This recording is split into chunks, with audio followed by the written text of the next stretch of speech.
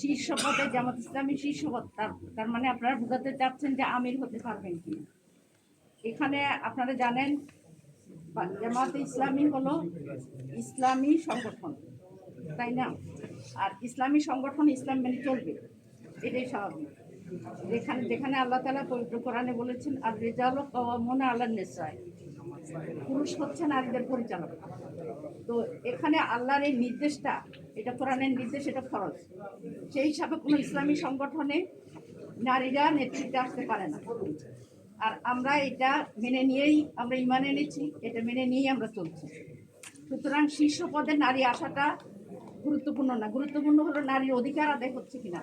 আপনারা দেখছেন বাংলাদেশের গত 54 বছরে 2 জন নারী প্রধানমন্ত্রী দীর্ঘদিন ছিলেন, কিন্তু নারীদের সমস্যা কি সমাধান হয়েছে?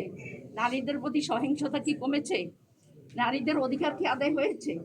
তাহলে শুধু নারী শীর্ষ পদে থাকলেই যে একটা কিছু হয়ে যাবে, কথা তো ঠিক না। বরং নারী হোক আর পুরুষ হোক, যিনি মানবিক হবেন এবং মানবিক মর্যাদা দিবেন নারীদের পুরুষদের সবাইকে, আমরা এই ধরনের নেতৃত্ব চাই। এই জন্য শীর্ষ পদে আমরা আশাটা জরুরি মনে করি।